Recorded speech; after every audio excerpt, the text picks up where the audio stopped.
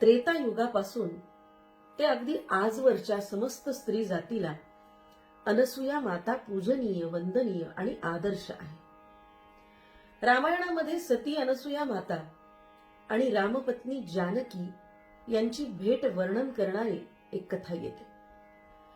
वनवासामध्ये चित्रकूट सोडताना राम, सीता आणि लक्ष्मण चित्रकूट महर्षी अत्री आणि सती अनसूया मातेच्या आश्रमामध्ये आले असता देवी अनसूया मातेनं सीता देवीला पातिव्रत धर्माची दीक्षा दिली.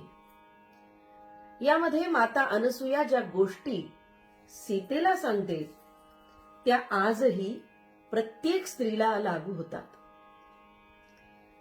एका आदर्श पत्नीचा आपल्या पतीबरोबर कसा व्यवहार असला पाहिजे, पती समवेत पत्नीनं गृहस्थ जीवन कसं व्यतीत करावं, नारीचा धर्म नेमका कोणता, व्रत कोणतं करावं, या सगळ्या गोष्टींची चर्चा या उपदेशामध्ये येते. थोडक्यामध्ये माता अनसूया सीता मातेला सांगते, नारीचा धर्म आणि नारीचं व्रत म्हणजे मनस्वी आपल्या पतीची सेवा करणं. पती जसा ठेवेल तसं राहणं. स्त्री केवळ आपल्या तपश्चर्येनं, बलिदानामुळेच या जगामध्ये पूजनीय ठरते. परंतु जर तिच्या मनामध्ये स्वार्थ निर्माण झाला, पतीविषयी गैरसमज निर्माण झाला किंवा परपुरुषाचं आकर्षण, आवड निर्माण झाली तर ती स्त्री कधीही पूजनीय ठरत नाही. त्याग हेच स्त्रीचं जीवन आहे. पती वृद्ध असो, मानसिक शारीरिक रूपानं अपंग असो, रोगग्रस्त असो, मूर्ख असो, धनहीन असो, कसाही असो, संतापी असो, कोणत्याही परिस्थितीमध्ये स्त्रीनं त्याचा मान राखला पाहिजे. अशा पतीचा अवमान केल्यास मृत्यूनंतर यमयातना भोगाव्या लागतात. पतीच्या काया वाचे मने सेवाभावानं तिनं आपलं जीवन व्यतीत केलं पाहिजे.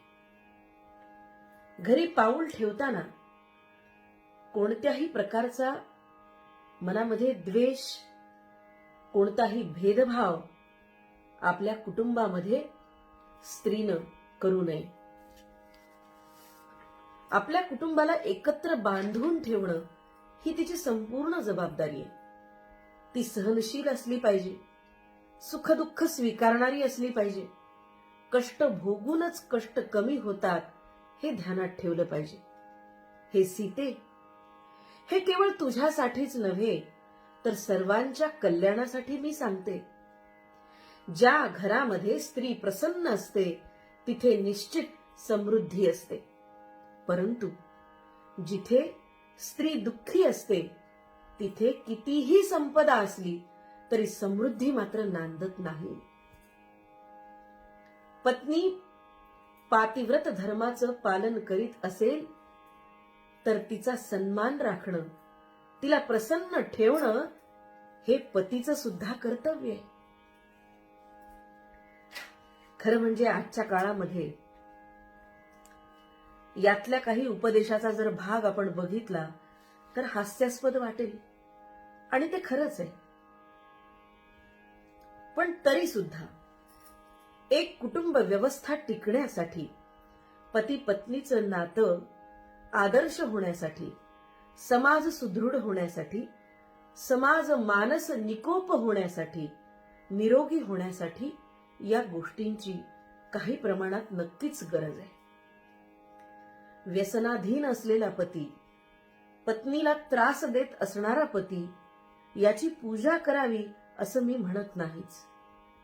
पण कुटुंब व्यवस्था, समाज व्यवस्था जर आम्हाला टिकवायची असेल, भारतीय संस्कृतीची ही प्रथेनं, परंपरेनं दिलेली ही जी देण आहे ही जर आम्हाला टिकवायची असेल तर स्त्रियांनी सहनशील होणं फार गरजेचं आहे. या थोडंसं कथेच्या बाबतीत पुन्हा एकदा नवचिंतन आपण बघूया. माझ्या स्वतःच्या मुलीनी मला हा प्रश्न विचारला. दत्त महात्म्य दासोपंतांचं मी सांगत होते आणि तिने मला विचारलं, हे योग्य आहे का आई की त्रिदेव आले आणि त्यांनी काय भिक्षा मागायची ती मागावी, मान्य, पण विवस्त्र होऊन अन्न द्यावं, अग्नीनं स्पर्श केलेलं अन्न द्यावं, अशी त्यांची मागणी ही रास्त वाटते का तुला? आणि तिचा प्रश्न हा सगळ्या स्त्रियांच्या मनातला, नव्या पिढीच्या मनातला प्रश्न आहे. आणि म्हणून पौराणिक कथा म्हणा, दंतकथा म्हणा, आख्यान कथा म्हणा, अनेकदा त्यातली जी वळणं असतात ती वळणं ही रूपकात्मक असतात. ही रूपकात्मक वळणं आम्ही समजून घेतली पाहिजे. नग्न शब्दाचा अर्थ मायेचं आवरण, अविद्यारूपी वस्त्र जिचं गळून पडलंय अशा माऊलीचं अन्न. अखिल चराचराला जन्म देणाऱ्या आदिमायेपुढं देव सुद्धा बाळ नाहीत का? ज्ञानी जनांचं सुद्धा अंतःकरण जी भुलवते त्या मायेला खरं म्हणजे कोण गवसणी घालणार आहे? आणि म्हणूनच बुद्धी आणि विवेक गहाण ठेवून पौराणिक कथांचा अर्थ कधीही लावायचा नसतो. त्या कथांचं तात्विक चिंतन आणि डोळस आकलन करून घेणं, त्यांचा डोळस आस्वाद घेणं हे जास्त श्रेयस्कर असतं. आपण हे लक्षात घेतलं पाहिजे की अत्री आणि अनसूया हे मानव आहेत आणि परीक्षा घेण्यासाठी आलेले देव आहेत. परमात्म स्वरूप असणाऱ्या देवता म्हणजे प्रत्यक्ष निर्विकार असणारं चैतन्य आहे आणि त्यांची कृती म्हणजेच ईश्वर लीला असतात. आणि माणूस करतो ते वर्तन असतं. म्हणून पुराणातील चमत्कार कथांच्याकडे पाहण्यासाठी एक वेगळी दृष्टी लागते. आध्यात्मिक सत्ता आणि व्यावहारिक सत्ता वेगवेगळ्या असतात. वरवर पाहता विक्षिप्त, अव्यवहार्य वाटणाऱ्या कृतींचे हेतू आणि परिणाम आपण त्याची कल्पना करतो त्यापेक्षा ते खूपच वेगळे, निराळे असतात. विष्णूचा अवतार धारण करणारे प्रभू श्रीराम सीतेसाठी नकली हरणामागे धावलेच ना. भगवान श्रीकृष्णानं नदीत स्नान करणाऱ्या स्त्रियांची वस्त्र झाडावर नेऊन ठेवली आणि दुर्योधनाकडून द्रौपदीचं वस्त्रहरण होत होतं. त्यावेळी त्यानंच तिला वस्त्र पुरवली. खरं म्हणजे याची आपण काय संगती लावणार आहोत? अनसूयेचं सत्वहरण करायला प्रत्यक्ष देवच जात आहेत. या कथेमध्ये आपण हे लक्षात घ्यायला हवं की अत्री अनसूया हे मानव आहे आणि परीक्षा घेणारे हे देव आहे. देवांची कृती ही लीला असते. अनसूया थोर असली तरी ती मानव होती, पण तिचं मन मात्र खंबीर आणि तिच्या स्वाधीन होतं. तिचे विकार तिच्या ताब्यात होते. शरीरावर कपडे असण्या नसण्याने तिला काहीच फरक पडणार नव्हता. ना तिचं मन पाघळणार होतं, ना ज्याचं मन पाघळलंय तो तिच्यावर कसलीही सक्ती करू शकणार होता. मी स्त्री आहे ही भावनाही तिच्यामध्ये शिल्लक नव्हती.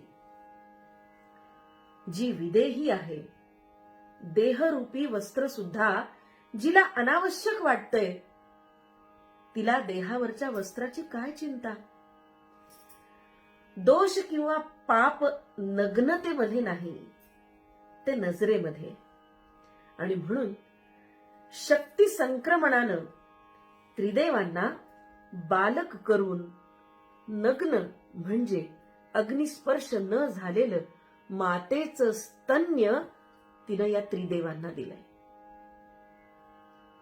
पुराणातली ही अनसूयेची कथा, महासतीची कथा, पतिनिष्ठ कसं व्हावं हे सांगणारी आहे. आणि म्हणून आजच्या प्रत्येक स्त्रीनं हा वसा काही प्रमाणात घेतला पाहिजे असं नक्की वाटतं.